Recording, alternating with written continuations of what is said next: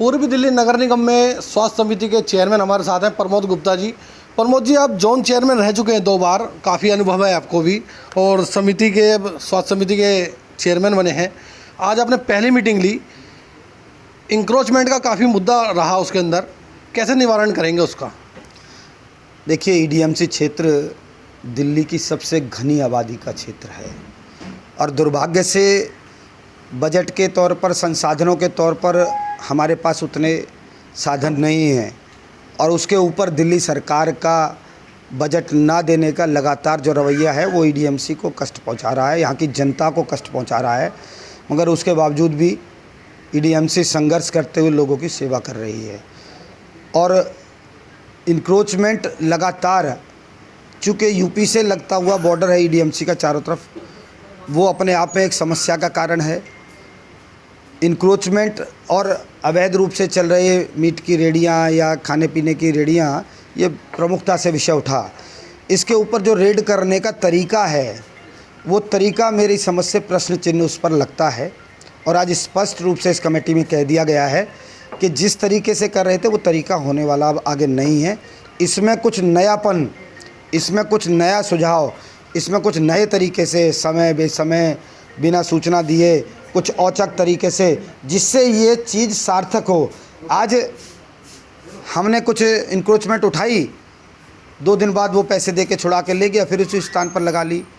तो उसके लिए कुछ नए नियम बनाए जाने की, कुछ नए कानून बनाए जाने की और कुछ नया करने की नई सोच के साथ आवश्यकता है और सभी इस कमेटी के सदस्यों के साथ चर्चा करके मैं निश्चित ही इसमें कुछ नया करने जा रहा हूँ।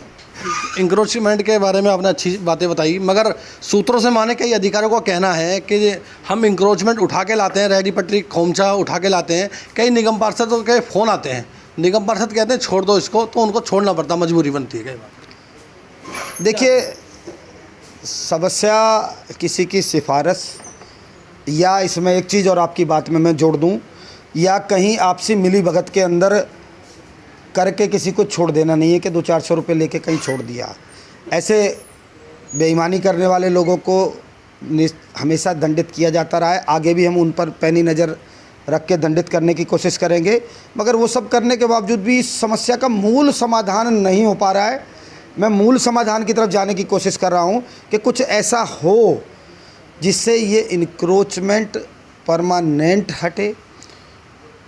वो सिर्फ निगम के द्वारा ही नहीं, इसके साथ दिल्ली पुलिस को भी जुड़ना होगा, इसके साथ ट्रैफिक पुलिस को भी जुड़ना होगा, इसके साथ निगम के भी सहयोग चाहिएगा, दिल्ली सरकार के अधिकारियों का भी सहयोग चाहिएगा। तो कुछ ठोस प्रस्ताव बने, कुछ ठोस विषय आए, उसको हम मिलजुल कर कुछ पहले से बेहतर कर पाएँ। जिसमें एक विषय जिसके अंदर आज एक कदम आगे भी एमसीडी बढ़ी है, कुछ वार्ड्स के अंदर ई कार्ड के रूप में हम कुछ चीज़ों को एक तरह से परमिशन देकर रोड पर लगाने की अनुमति देंगे। उन स्थानों पर जिन स्थानों पर चलने से ट्रैफिक में कोई बाधा ना आए, ट्रैफिक के द्वारा परमिशन हो, ऐसे चीज़ों को कुछ लीगलाइज वेंडर्स को लेके आएंगे। कुछ विषय टाउन कमेटी के अंदर भी पेंडिंग चल रहे हैं। तो इसमें कुछ बड़ा विषय है। 4.5 साल से तो हम लोग देख रहे हैं, लगातार कंप्लेंट आने के बाद भी इंक्रोचमेंट को पूरी तरह से समाप्त नहीं कर पाए हैं और कोविड के बाद बेरोजगारी बढ़ने से ये दोबारा से विषय प्रकोप के रूप में आ रहा है।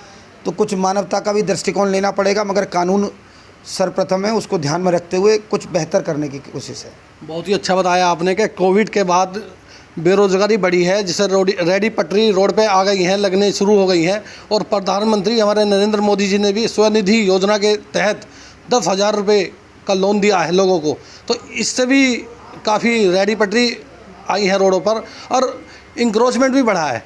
तो कैसे देखते हैं कि एक तरफ तो आप लोन दे रहे हैं, दूसरी तरफ उसको हटाने की बात करते हैं? दोबारा इसी पे आता हूँ दोबारा। देखिए, लोन देना उन लोगों की सहायता है जो लोग आर्थिक संकट से जूझ रहे हैं और अपना छोटा मोटा काम कर रहे हैं। वो काम कानूनी रूप से हो, वो काम लीगलाइज रूप से हो, उसको देखना एमसीडी का काम और एमसीडी देखेगी। एक जो पागल कुत्ते कहेंगे, पागल कुत्ते कहना ठीक नहीं है, जो बाइट करते हैं, डोगी कहना ठीक रहेगा।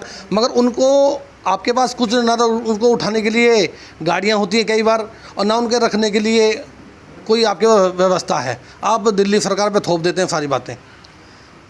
जैसा भी विषय बैठक में भी आया था कि बहुत सारी चीज़ें ऐसी हैं जो एमसीडी के पास आती हैं।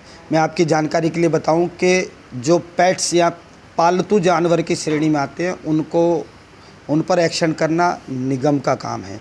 उससे बाहर जो वाइल्ड एनिमल आते हैं जो उनका काम करना वन विभाग यानी कि दिल्ली सरकार के काम है और जिम्मेदारियां बटी हुई हैं।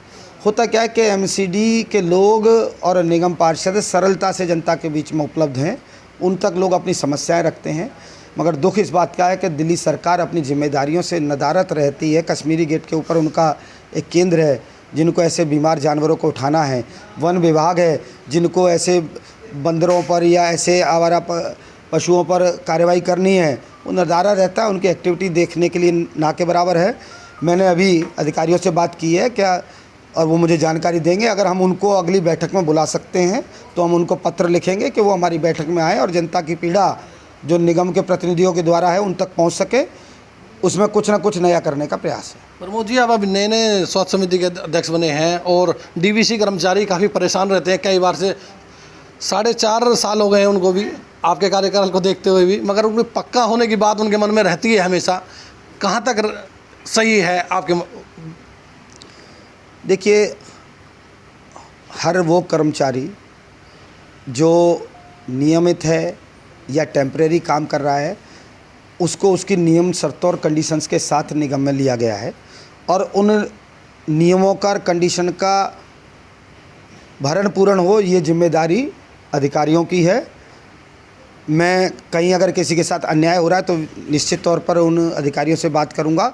और जहाँ तक रेगुलाइज करने की बात है, वो एक उनकी मांग है, वो नियम के उच्च स्तर के लोग देख रहे हैं, हमारे स्टैंडिंग की टीम देख रही है, मेयर साहब देख रहे हैं, वो लोग देख रहे हैं। उनका विषय जहाँ मेरी राय की आवश्यकता होगी मैं उनके साथ बैठ के चर्चा करके उनके साथ राय करूँगा। विषय मैं उनको लेकर पॉजिटिव हूँ, जो लोग निगम को लेकर काम करना चाहते हैं, काम करने की मंशा रखते हैं, आगे बढ़ना चाहते हैं। हर वो व्यक्ति जिसके कार्यकाल से निगम को बदनामी का सामना करना पड़ता है, मैं ऐसे व्यक्ति के खिलाफ पूरी तरह से हूँ और रहूँगा। बहुत बहुत शुक्रिया बात करने के लिए। कैमरामैन अभिषेक के साथ धर्मेंद्र कुमार, लाइव न्यूज़ दिल्ली।